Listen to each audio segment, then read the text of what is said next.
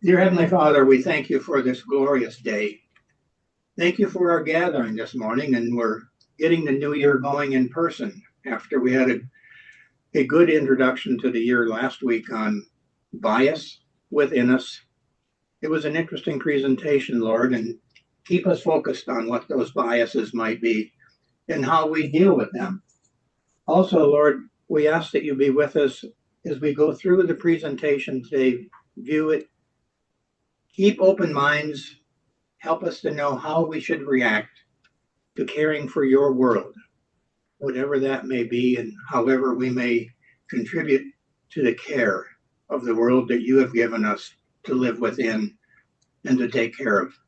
Be with all those members that are at home and dealing with illnesses and other issues. Comfort them, help them through their trials. Ask that you be with our country as we go through times of restlessness.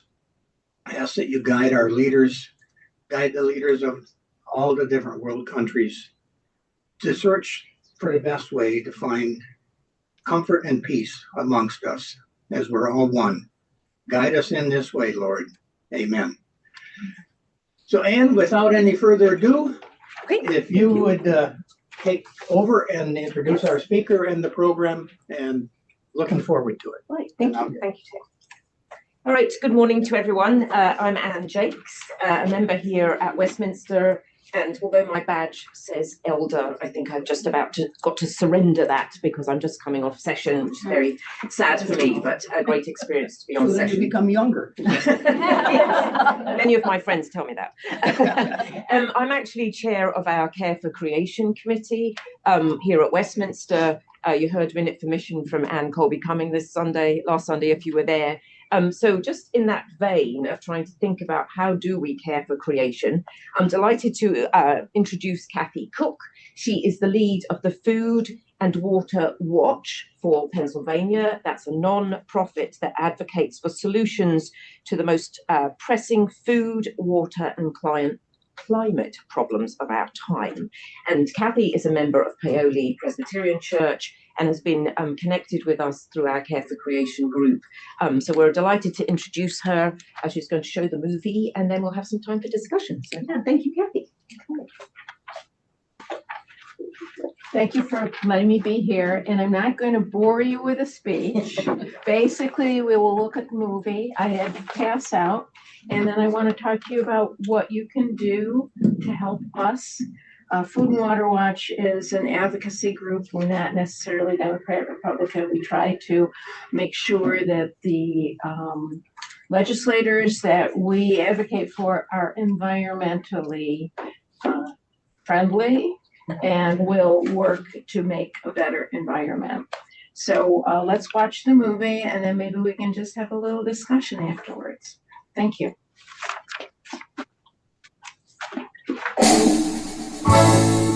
Plastic, the miracle stuff that's become indispensable to modern life, except for what's not. The throwaway, single-use trash that overwhelms all efforts to recycle. Can the genie be put back in the bottle? We'll look at a way to stop the deluge and what's holding that effort back.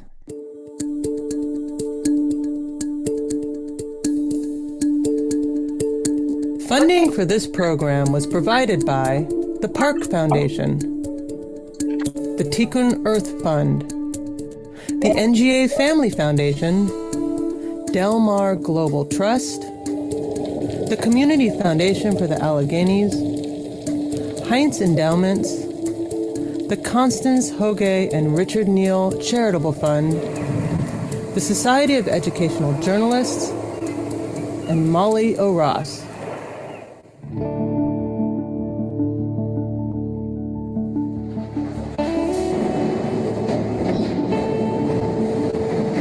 If any single human-made substance defines the modern era, it is the miracle product of plastic.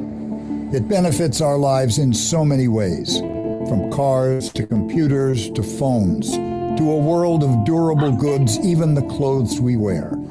Plastic in its various forms is used by nearly every human on the planet. But one use of this miracle stuff that accounts for nearly half of all plastic being made has come back to bite us. The disposable single-use packaging, plastic food containers and bottles that can persist in the environment for centuries. The immense volume of debris flowing into the ocean is one problem. But there are signs that the process of making all this plastic is also having a serious impact on our health and the environment. The question is, how do we keep all the benefits that plastics provide, but protect ourselves and the environment from the negative impacts? And why does this waste stream continue to grow despite so many efforts to reduce it? On November 7th, 2017, construction began on the Royal Dutch Shell ethane cracker plant in Beaver County, Pennsylvania, a plant designed to each year produce over 1.5 million tons of raw plastic. 10 years ago, when we started courting Shell in Beaver County, we had 4 hotels. Today, we have 31, where the steel industry left us 30 years ago, and we have been desperate for economic impact. All of my great-grandparents and grandparents worked in Braddock, and I spent half of my childhood there. You know, I remember a time when there were thousands of workers, and the place where the steel industry began has slowly been abandoned. It's resulted in lots of displacement of people, families, and it's heartbreaking. Have you gotten to see what's going on at the Shell petrochemical facility, also known as the cracker plant? If you have not, will you please take a ride to go see it? Take right now. It has, I believe, the 3rd tallest crane in the country and the 5th tallest crane in the country. And my understanding is it is the single largest construction site in the United States, if not the world. 4,500 trade jobs, and it's going to peak this. Sorry about that. I don't know why it stopped. Experience the best of dance with Penn Live Arts, the iconic dance theater of Harlem, Canada's innovative company Virginie Brunel, Philly's own Rennie Harris Pure Movement, the beloved Martha Graham Dance Company joined by Philadelphia, and so much more. On Masterpiece Mystery. Eliza, you are an excellent detective. Fortunately, to go through the commercials. It's going to be dangerous. I think it's murder. You know this woman? I can explain. I always find actions speak louder than words. Eliza, what has changed? Everything! This is a new dawn indeed. Miss Scarlet, a new season on Masterpiece Mystery.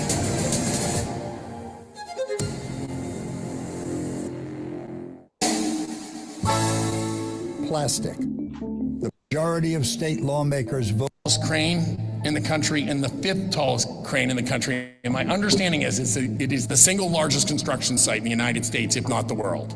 4,500 trade jobs, and it's going to peak this summer at 6,500. The reason why I got into office, why I wanted to do this, because I have 7 kids, and after seeing my siblings leave Western Pennsylvania, I want to see a day when they can stay here. As an incentive for Shell to build their ethane cracker in rural Beaver County, the majority of state lawmakers voted for the biggest tax break in Pennsylvania's history. The belief was that it would boost the economy by tapping into the natural gas deep within the state's Marcellus Shale formation. By fracking, the drilling method that injects liquids at high pressure to fracture the rock and release liquid ethane, the main feedstock for making plastic. But from the very start of the Shell project, Pennsylvanians have been divided about the idea. Pennsylvania residents have a constitutional right to clean air. The petrochemical manufacturing industry that is waiting to be born will bring economic growth greater than Pennsylvania has already seen from the drilling. No person's job has a right to make me, my family, and my neighbors sick. The further use of Pennsylvania natural gas is necessary for greater job creation. It's a mystery to me why we would permit any of it. We need this stuff. We need the polyethylene. We use it every day. Whether or not there's any shortage of plastic being made is another bone of contention. Partly because the sheer volume of gas being extracted has spawned plans for more ethane crackers that would add to what critics say is already a global surplus of plastic. A surplus that has many scientists concerned about what it's used for. Packaging, beverage containers, and that accounts for 40% of all the plastics being made. That is the major driver of the expansion of plastic production now. At its current rate of growth, plastics production will quadruple by 2050.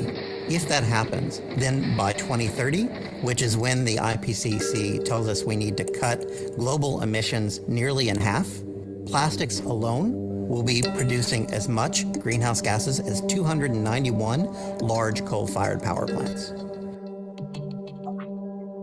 In the end, construction of the giant plant went forward without delay.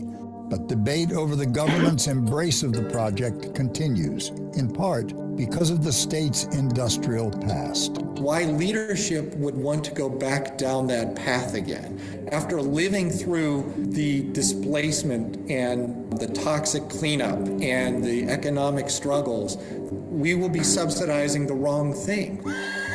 I am a former commercial lender and was president of an international importing company that supplied the steel industry. There's so much data about the economics showing the harms and the poor payouts that will come through plastics. The capacity to produce ethylene and polyethylene in the United States has increased by more than 50%. At the same time, China and other Asian countries have also been vastly expanding their ability to produce plastic.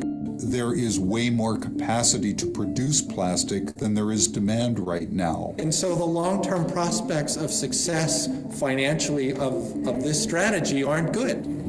I can't believe that these people who are our leaders would be entrusted to make these decisions on the heels of the 80s and the steel industry and the collapse of it. And here they are making the same choice again. There may be 5,000 workers there now, but that only lasts for a couple of years, and then it's done. I will tell you, I think Shell, in and of themselves, they did a great job. They're giving reports out. They're being very transparent with the public. The leadership made a decision to pursue this industry. That decision was made behind closed doors. They've engaged with the community to the point where people are very excited about the prospects of this facility opening up and others opening up as well. With the plastic plant still under construction and the dust far from settled over the decision to build it, lawmakers squared off over a second government subsidy bill, House Bill 732, a bill intended to attract more petrochemical plants like Shell's ethane cracker. So what is going to allow us to grow Pennsylvania all across the 67 counties? It's the use of natural gas. My legislation seeks to replicate the success of the currently under construction project of the cracker plant just outside of Pittsburgh. There's projects across this entire Commonwealth that could benefit from a project like that. It stands to attract petrochemical manufacturers from around the world, giving this generation of Pennsylvania working families a shot at a good-paying job. House Bill 732 is the transformative opportunity of a generation.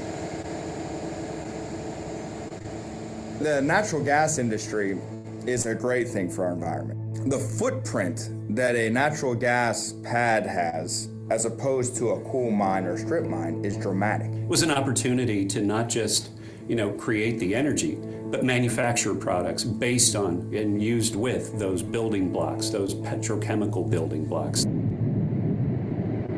The people that are living in it, that have the well sites close to their home, they love having it there because it's bringing more wealth to the area.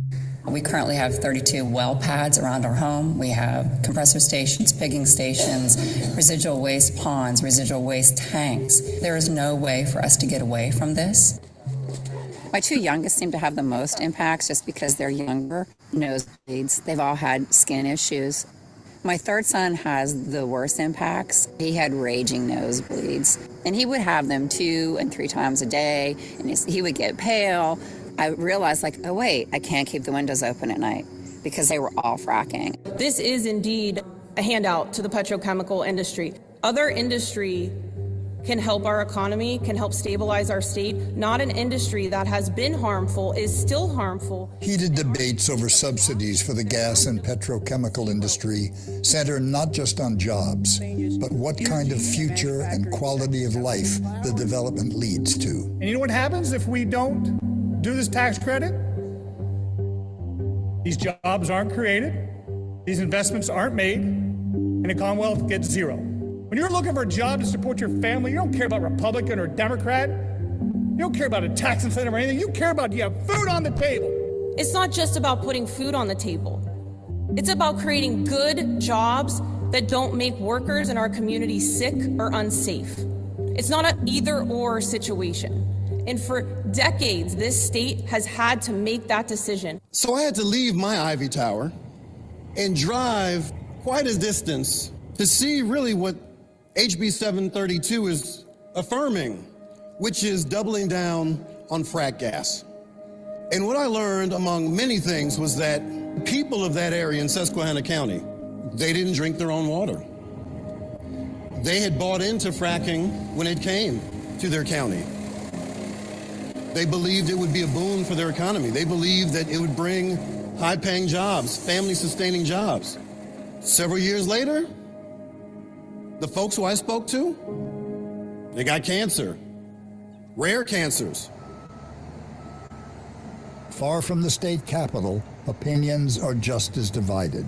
It's people against people. People are making money, people's not making money. That's what the gas industry is about.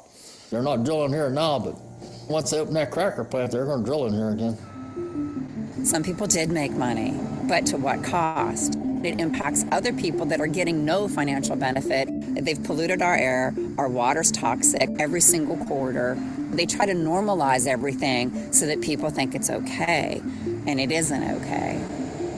The whole reason why fracking is expanding is to supply ethane, make more plastic. And some of the health impacts we see immediately. We see upper respiratory effects, kids with bloody noses.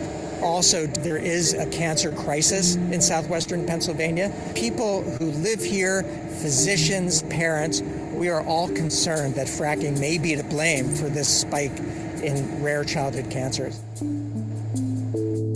The gap between how Pennsylvanians view Shell's ethane cracker and the drilling for gas to supply it often comes down to how close they live to these operations. But not always. 8,000 construction workers, or if not more, on site. You can't have 8,000 people working down the road without it having a positive economic impact. We have a restaurant in town that has a standing order for 500 sandwiches. The arrival of the Shell project really boosted our business. It allowed us to build our business within the community. Daily lunches for meetings, and at some points we were up to 500 lunches at a time. The other thing that it really has done is put us on the map. World-class, large project in Beaver County. It was the best marketing program for Beaver County that we ever could have encountered in our lives. The gas is right here, so you have lower costs of extracting that gas and getting it into a production facility, which can then make the polyethylene. When the Shell plant starts up, the local citizens will have a concern. They don't know what to expect when it's in operation. I think they have every right to be concerned. It's their neighborhood, it's their neighbors. It'd be great if we could all be sitting in Starbucks on our laptops, making a living, trading bitcoins while people serve us coffee. But that's not the way the world works. You have to make things. All of our towns here basically had a steel mill in them. I swam in orange water from acid mine drainage. We have been around resource extraction our entire lives. All we ask is that if you're going to do it, you do it as environmentally sensitive as you can, and that the value add is here. As to how much value added the natural gas industry has brought to the local economy, recent data from the federal government has only intensified the debate. The counties in Ohio, Pennsylvania, and West Virginia that are the sources of more than 90% of all the natural gas produced in Appalachia, did not see significant growth in jobs and income and actually lost population. These are not labor-intensive industries. They're capital-intensive. They just don't hire that many workers to begin with. The basic fundamentals of the market are leading people away from investing in this, and that's why they keep appealing to subsidies. With construction of the cracker soon to be finished and more wells being drilled to feed it, concerns about the exposure of work crews to radioactivity has added to the controversy. A new study by Harvard researchers shows radiation levels up to 12 miles downwind of drilling sites can be significantly higher than back. The American dream is to get a good paying job, be able to provide for your family, do it safely, come home. This industry does not provide that, period. I've worked in that industry 40 years, and no one can deny that I don't know how it works. Drilling these wells, they're bringing up chunks of uranium, and they're not looking at the high levels of radioactivity. Now I've been informed, and you've been exposing me by proxy to all these hazardous chemicals, and I've been exposing my kids by proxy to all these hazardous chemicals by just wearing my clothes into work and bringing them home and throwing them in the washer. That's not right. I didn't sign up for that.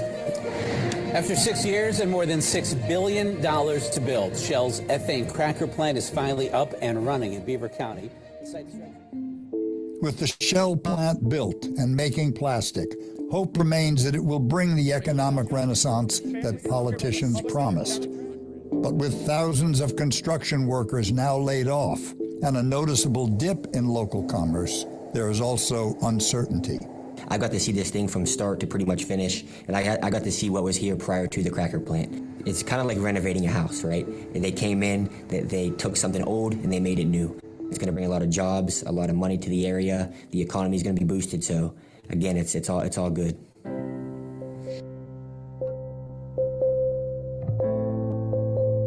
When it comes to creating new jobs, which industries to help boost, and the real-world impacts they can have much further downstream, policymakers have choices.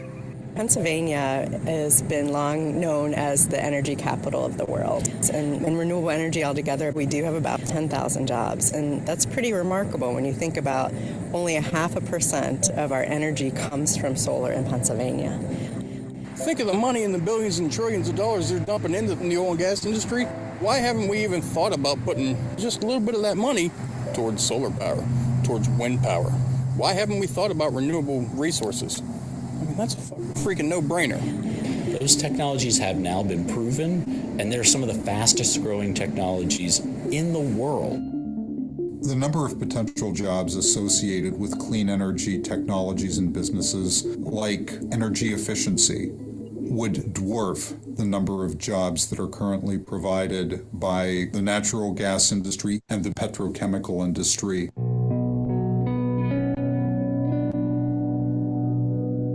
In a rapidly changing world, the type of boom and bust economics facing rural Pennsylvanians happen across the nation. Commercial enterprises die out.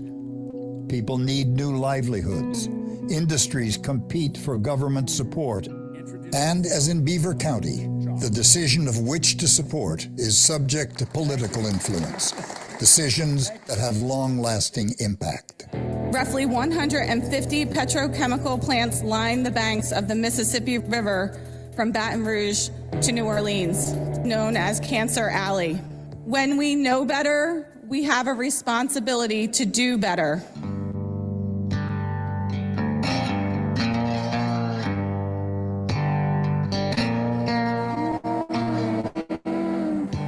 The Mississippi River has long been vital to the American economy. By 1860, New Orleans had become the nation's third largest city and a major port. The region's commerce built largely on enslaved workers and the trade of wealthy plantation owners.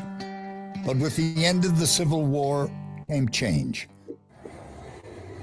Today, almost a third of Louisiana citizens are descendants of formerly enslaved Americans. And in rural communities along the river, many of these residents find themselves surrounded by the petrochemical industry. Development that's had the steady support of the state's political leadership. I'm fifth generation granddaughter of Harriet Jones, and she purchased this land in 1874. I've seen a lot of changes, a lot of changes. We can't eat the fish in the river anymore. And my grandfather used to fish in that same river, fish and shrimp. Can't eat it anymore. A lot of people getting diagnosed with cancer. But when you're burying young people, when you're burying middle-aged people, when you're burying 50-year-olds, 60 years old, that's not their time. I got a crown up in the kingdom, ain't that good news? 1,000 miles downstream from Pennsylvania, where the Mississippi meets the Louisiana bayous, the plastic industry, again invited by elected office holders, has been welcomed by some but not all. And as in rural Pennsylvania, the issue is over the choice of which industry was brought in. Formosa is proposing to invest $9.4 billion in Louisiana to construct and operate what will be one of the most innovative single-site ethylene and propylene production facilities in the world. Whether building another petrochemical plant, this one to make plastic, would be an economic boon or only add to the region's troubles depends on who's talking. The opportunity that this affords Louisiana is unmeasurable. The clothes we have on are made of chemicals. The shoes that I have on are made from chemicals. So we're all part of this industry. This project is going to bring in 8,000 construction jobs at its peak. The petrochemical industry has allowed me to raise my two kids, have them go to very good schools in Baton Rouge, and graduate from college. Formosa have funded many, many programs for the students of our parish. They committed to forming the FG Workforce Academy to train our residents to work at their facility. Would you want a plant like this to locate less than a mile from your house in your side door? I have Nucor in my front door, accidentally my back door. And they got me in the middle of it. I can't go get some fresh air. You know, most people say, I think I'll go outside and sit on the porch and get some fresh air. You come outside now, you might get a disease. They're saying that they're going to get rid of plastic. You know, they're trying to get rid of plastic straws and all of these other stuff. But the plants are still coming in. Nobody came to the people in the community and said, how do you feel about this? We're never asked. The deals are already made, and we hear about it. It's on TV. And all the plastic that's in the river is too much plastic. We don't have to drink our water out of a plastic jug. You could always do something else besides all of this plastic. It's too much. Pollution from the many petrochemical plants along a stretch of the Mississippi River known as Cancer Alley is not the only issue at play. Many of the plants exist on former sugarcane plantations, including those surrounding St. James, a community originally founded as Freetown by African Americans emancipated from slavery. The local citizens became further incensed after learning that Formosa would build on top of sites where enslaved plantation workers were buried, likely their own ancestors.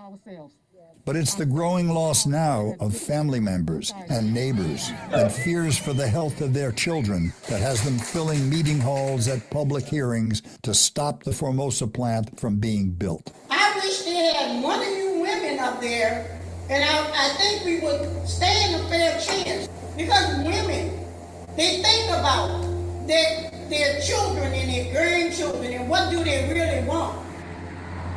I sat down the other day and I took out a page and numbered it from 1 to 50. I got to 35, and that's 35 people that I know personally who have died from cancer just in this area. The plant Formosa that's coming in the 5th district is less than 2 miles from the nearest St. Louis Academy, where these are children from Head Start to 3rd grade that when they have recess, they go outside, so they're breathing in your chemicals that you're letting out into the air. In a very different environment, their state capital in Baton Rouge, the project has had steady support. I see a lot of plants coming in Louisiana in the last 15 years, and the one common denominator is the natural gas. So I think this would be a big help to St. James Parish and its economy and its residents. Formosa, a chemical company based in Taiwan, wants to build their complex in Louisiana not only for the cheap gas, but because of generous tax breaks they've been offered, and their success in getting the approval of state agencies. And respectfully request the Louisiana Department of Environmental Quality approve our air permits. Dueling testimonies have become routine at public hearings on such permits, especially around emissions data provided by companies seeking the permit. This project will be designed and engineered to minimize emissions and meet all applicable ambient air standards. With respect to Formosa specifically, there will be 95 tons per year of cancer-causing substances released into the environment. And we know that the complex that Formosa wants to build would be massive. 14 different units on a 2,000-acre site that collectively would emit more than 800 tons per year of toxic air pollution. The air pollutants that Formosa Plastics would be allowed to emit would add to what prevailing winds already carry from the other petrochemical plants surrounding St. James. Benzene, formaldehyde, and ethylene oxide. And Formosa is permitted to emit large quantities of all three of those pollutants, which are all known to be carcinogens. DEQ failed to evaluate the cumulative impacts of toxic air emissions from the proposed...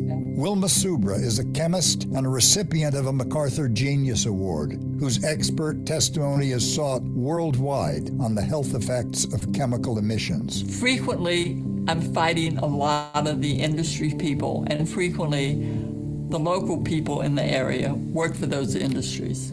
I'll get a phone call and they'll say, I always oppose what you were saying, but my wife or my child or my mother just came down with cancer or leukemia. I didn't even know these chemical plants did these things. The years we cooked, and my mom and my dad had cooked with that water and drank the water. Who knows if that water had stuff in it that made us sick? We call and tell them we smell something, and they maybe come 2 weeks later, and when they come, they say, we don't smell nothing. I guess you don't. You're 2 weeks late.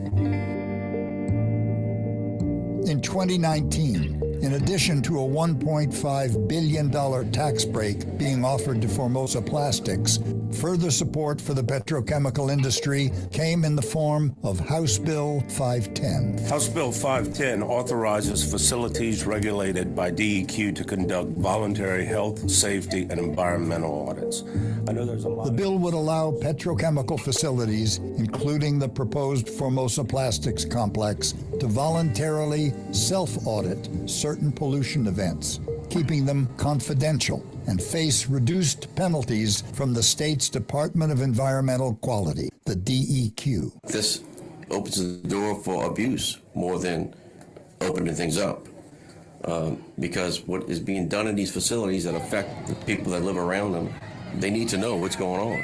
In Oklahoma, not only did they call it the Pollution Secrecy Act, but they call it the Right to Know Nothing bill.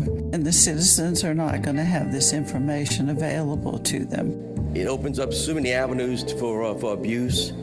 It ties the hands of DEQ. DEQ still can go in and do their job, whether there's a voluntary audit or not. They can still send in enforcement. This says they can't even request it. I'm sorry? This says they can't even request it. It's kind of broad, would you think? Yes, sir. It was a cover-up.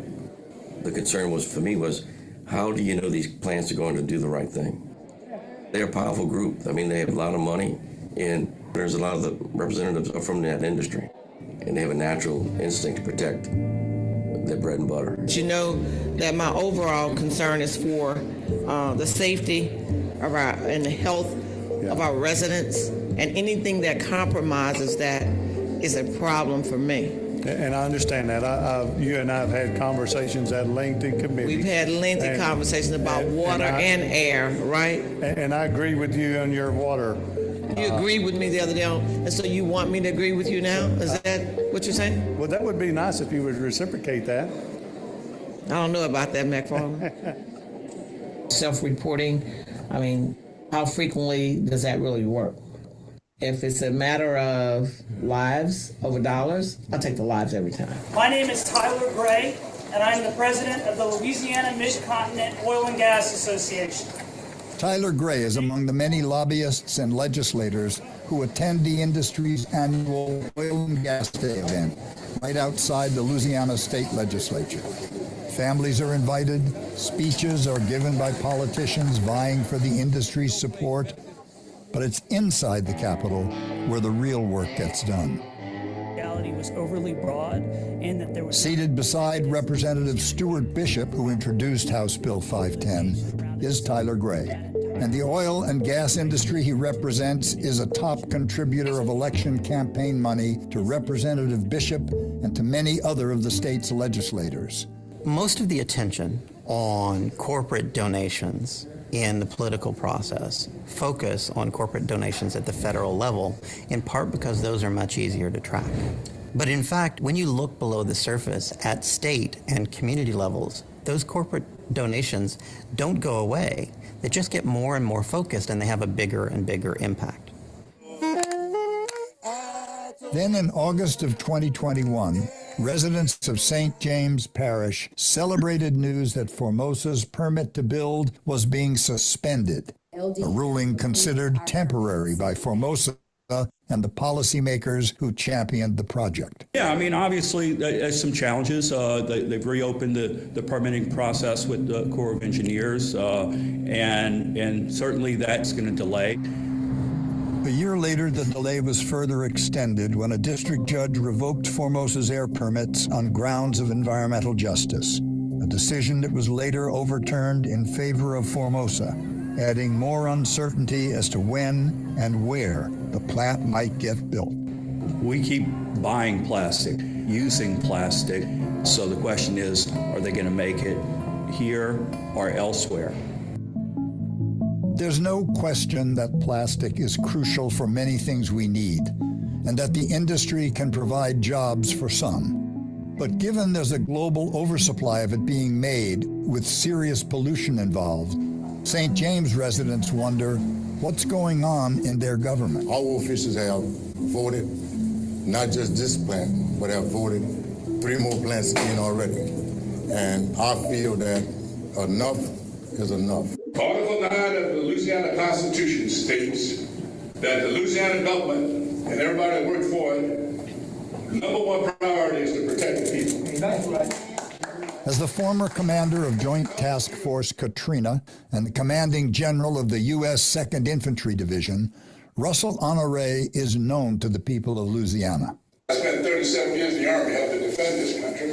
We came back to Louisiana and found out our democracy had been hijacked by a bunch of plans. Where are the state representatives? We'll find out who give money to them.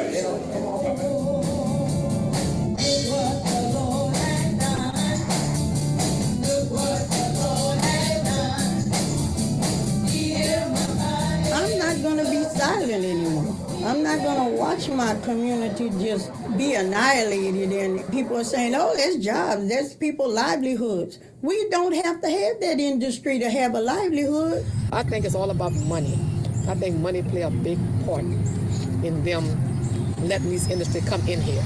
Me personally, I'm going to get around here and we'll try to change something with our elections, because we need people in the office that are going to love people and not money. If there's some way you could separate and have someone run for office that doesn't depend on contributions for industry. In this part of the world, we call that shenanigans.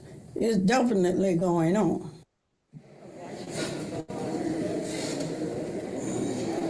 Where office holders get their election campaign money is, to a degree, public information. And not surprisingly, those who routinely support bills to benefit a particular industry receive generous contributions from that industry, money they might need to get elected. Over his career in office, Mike Turzai received several $100,000 from the oil, gas, and petrochemical industries. And after resigning as Speaker of the House, he started a new job as General Counsel for one of the largest providers of natural gas. Senator Jake Corman. In 2019, he successfully halted a ban on single-use plastic bags. He too has received large campaign donations from the industries involved. Overall, since 2008, candidates and office holders in Pennsylvania and Louisiana have received tens of millions of campaign dollars from these same industries. If someone gives you a very large check and they want you to return their phone call, you will. I know this because my mother expects that. There's a lot of good people in both the House and the Senate who want to do well. It's just to get these outside forces, they have an agenda, and if you go against these businesses, they will put somebody in your race and raise a lot of money to run against you. They can dump a lot of money, big time money, into people, and that's how many of my colleagues have won before. When you talk to people one-on-one, many of my colleagues, they believe in whatever the bill is that you're presenting, but they're scared of not being reelected. This has gone on for decades. It's not Republican or Democrat. We've had both Republican and Democrat governors that have sold their soul. Campaign money may or may not buy a person's soul, but its influence is not limited just to legislators. Former governors Bobby Jindal of Louisiana and Tom Corbett of Pennsylvania each pushed hard to lure the giant ethane crackers to their state, and both were on the receiving end of big campaign money from the industries involved. That type of influence, I believe, corrupts the legislative process and makes it hard for folks to vote how they truly would want to. Most Americans know by now that the way our country runs our elections forces office holders and candidates to raise very large amounts of money that most citizens don't have, which is why many politicians turn to big industries, special interests, and wealthy donors. It's a gold mine for media outlets, network, cable television, and social media. Our electoral system is also very lucrative for the lobbyists who help funnel the money from deep-pocket donors. I am not shy about talking about the benefits of this industry, not for the industry, but for the Commonwealth of Pennsylvania and for its citizens. So I am more than happy to go across the street and talk to legislators and regulators and others. As president and CEO, my primary responsibility is to be the voice of our members. And one of the most important places to be a voice is not just on Capitol Hill in Washington, D.C., but also in state capitals around the country. Because we have a thing called the First Amendment that allows people like myself and other people you have spoken to petition their government and talk about issues that are important to their industry. In fact, what we do here at the American Chemistry Council is carry out that First Amendment right. There are more lobbyists for fracked gas than there are state legislators, and we are the largest state legislature in the country full-time. Lobby has a lot of influence. They do have fundraisers for you. Not for me, but for those who understand their agenda and want to promote their agenda. I might have to have 100 people give me money. They may have a little multiple small gatherings of fundraisers. And, it's nothing for those representatives or senators to have $150,000 just sitting there. Like in Louisiana, there are Pennsylvanians frustrated with the way things work in their government. A nonpartisan movement called March on Harrisburg has drawn people from across the state, a campaign organized by Michael Pollack. What we were doing was throwing $500 down from the House gallery onto the House floor and letting them know that they need to serve people and not money. Any given day in Harrisburg, there's 5 to 10 fundraisers that are happening. Most of those are being organized by lobbyists who work for the fossil fuel industry. If you go to the state capitol, you'll see the reserved parking spot in the best parking garage near the building because they run the place. We educate lawmakers. Most people probably take petitioning their government for granted, and we don't. The bills start out in the lobbyist office being written by them. They then bring them into the legislator's office, and they grease the wheel at that point with so many things. There's, let's throw you a fundraiser and bring $50,000 into your campaign. They spend a lot of money on these campaigns, and pretty much they kind of run a lot of these committees. Bags, I tried to ban plastic bags in Louisiana. That went over like a lead balloon, but he got killed in committee. I couldn't get it out onto the Senate floor. Who calls the bills up for the votes is the problem. The committee chairs, the majority leaders, the Speaker of the House, and the Senate President. If you're not one of those 6 people for any one bill, it's dead. I can't call a hearing. I can't put a bill on the calendar to run out of committee. We can't even bring a bill up for a vote. The dollars. For me, it's just like government has lost its purpose. It's supposed to be here for people, not bottom lines and Wall Street and special interests. U.S. Senator Tom Udall is leading the push to phase out single-use plastics nationwide. One of 4 Congress members backing the Break Free from Plastic Pollution Act. As Americans continue to use more single-use plastic per person than any other nation, a trend that also drives the pollution involved with making it, the question becomes, can the political will be found to solve this ever-growing problem? Over 380 million tons of new plastic is being made each year, and in the U.S., where much of it is produced, only a small fraction of the waste is being recycled. We're also exporting our single-use debris to other countries, some with poor waste management where it can end up where it doesn't belong. Proponents of a federal bill called the Break Free from Plastic Pollution Act hope Congress can agree on a solution. It's practical and it's pragmatic. It's actually built on local and state ordinances that have actually worked. And we're dealing with it from extraction to waste. It will phase out unnecessary plastic products. It limits exports of plastic waste to other countries. It makes producers responsible for their plastic waste. It puts a moratorium or a pause on new and expanded plastic production facilities. We want to have a temporary halt on that with this bill to be able to even do an environmental assessment. A bill that would phase out single-use plastics and thus reduce the need for more industrial production to make it has not been popular with the industry.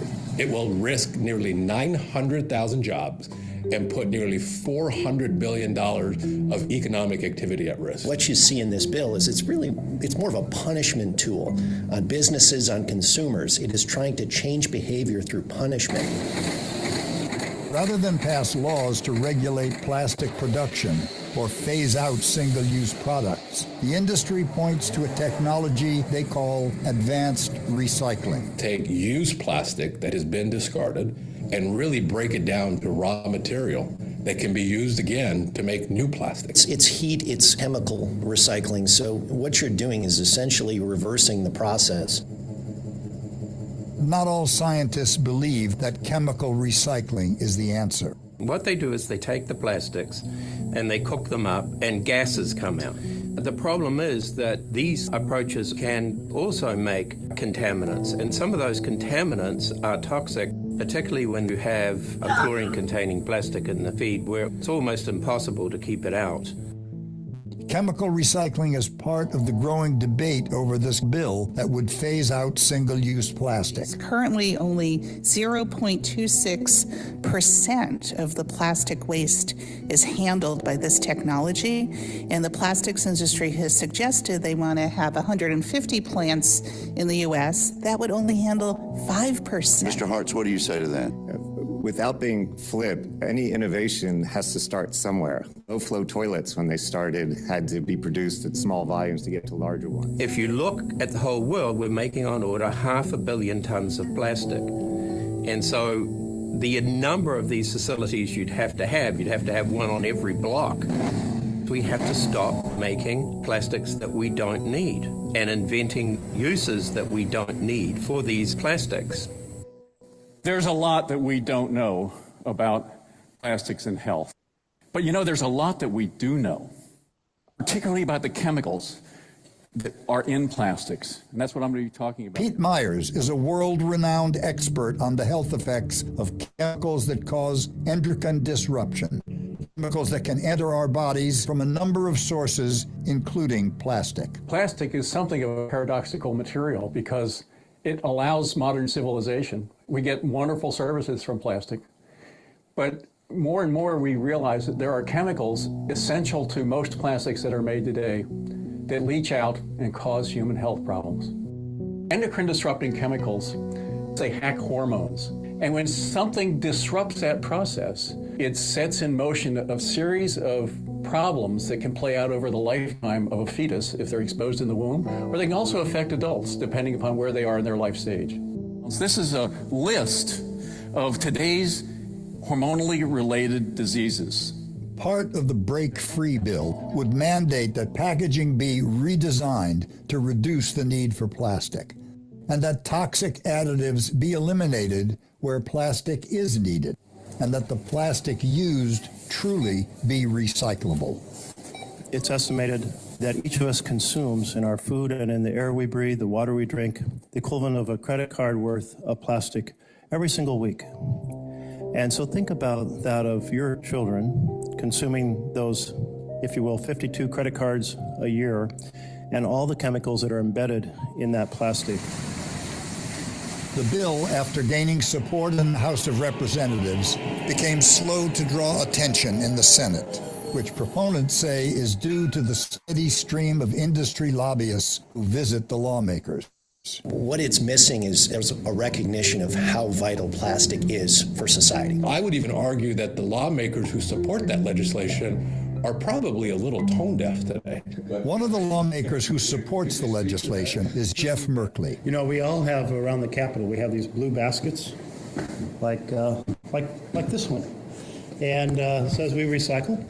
And you throw your plastic in there, and you think you're recycling, but it's not being recycled. So in the bill, we're producing incentives. If you're going to choose to use plastics in your packaging or plastics in your product, you have to take responsibility for making that be recycled. We're seeing an increased threat to the industry based on regulation and legislation that is now, moved from, we're just going to ban these, silly products to, oh no, we're going to actually try to stop the manufacture of plastic as a material. When you build new facilities, site these facilities next to low-income or minority communities, you wouldn't want to live there. They put off a lot of fumes. Look at the cancer rate where these production facilities are. No, it's right to call a moratorium until the industry can say, we can really solve this problem, and we have the science to believe them. Since the industrial build-out to make plastic began, industries opposed to regulating its production have spent hundreds of millions of dollars sending lobbyists to Capitol Hill and state capitals across the country. There is nothing nefarious about that. It is an open and transparent process. It is our ability to provide education, expertise, resources. Lobbyists don't only bring education and expertise about their clients and their issues. They also organize fundraisers. Sheila Krumholtz is a research expert with Open Secrets, a nonpartisan group tracking money and politics, including in recent elections, expenditures by industries involved with plastic. The oil, gas, and chemical industries spent $121 million on contributions to federal candidates and $830 million on lobbying at the federal level. I'm Cal Dooley, President and CEO. The American Chemistry Council alone has spent over $50 million over the last 3 years, and their member organizations have successfully lobbied to keep cities and states from banning plastic bags.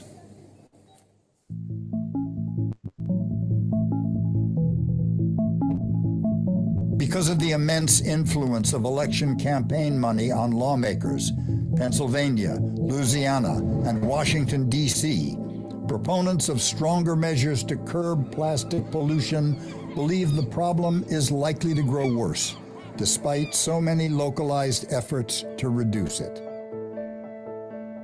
But there are other countries taking on this problem. On observe une recrudescence de la vaisselle à usage unique liée au nouveau modèle de consommation. In France, as in other European democracies, elections are run differently. And it may be no coincidence the steps they've taken to reduce plastic pollution are making a big difference. In stores and restaurants throughout the country, there's a noticeable absence of disposable plastic grocery bags and packaging. Servingware and utensils are either reusable or made of materials easily recycled. How did this come about? The French Parliament has banned many single-use items. And how is it they've been able to do this? France prides itself to be the country of enlightenment, the country of the French Revolution, and until today, the attachment of the French people to democracy remains very strong. But there are also a French citizen and professor at Harvard Business School, Vincent Pons, co-authored a broad study to examine the French electoral system. All candidates, provided they get more than 5% of the votes, will receive funding and reimbursement from the state for their campaign. As a result of that, they don't necessarily need to look elsewhere for money. What prompted this was the observation that there was more and more money that was entering in politics, and there were a number of scandals. So rather than turn to deep-pocket industries for campaign money and the obligation that creates, candidates in France who get more than 5% of the vote can simply get a bank loan, knowing they can repay it after getting reimbursed by the government. And the amount of money they need to raise is much different than in the US, where the main need is for television ads. In France, candidates cannot pay for TV ads or for radio ads. TV and radio channels have to provide equal coverage to all the candidates. Another reform that's changed who's getting elected to their parliament involves strict laws around campaign contributions. Donors cannot spend more than 4,600 euros, and these are just private donors. Companies cannot donate any euro to a campaign. Laws like these that make campaign money from industries, like those involved with plastic, far less important, have long been held back in America by lobbyists and industries that are so used to influencing policy. It's a reality that many believe will not change in the U.S. until, perhaps as in France, enough citizens demand it. Anyone who's a U.S. citizen could cut me a check for $1 billion, and it's okay in Pennsylvania. If we can't change the legislation that says that these large corporations can put this big influx of money into these campaigns, if we can never change that, it's going to be tough. There's legislation to do that. We need the political will to make that happen. The success France has had with greatly reducing the flow of plastic waste suggests that independent leadership may be better able to take on some big problems and spawn innovation, the kind of innovation that ironically also brought about the advent of plastic.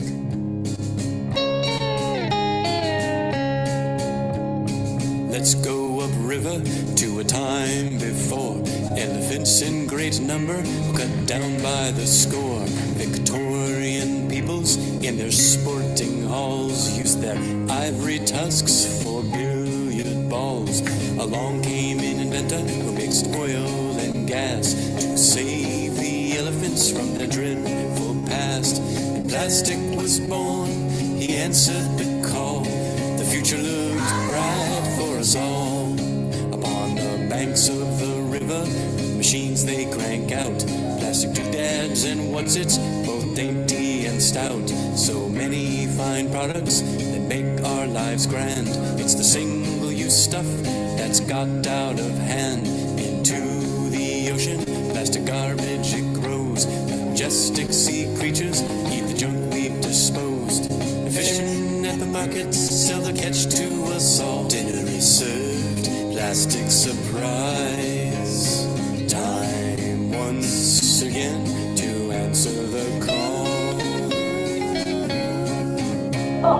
For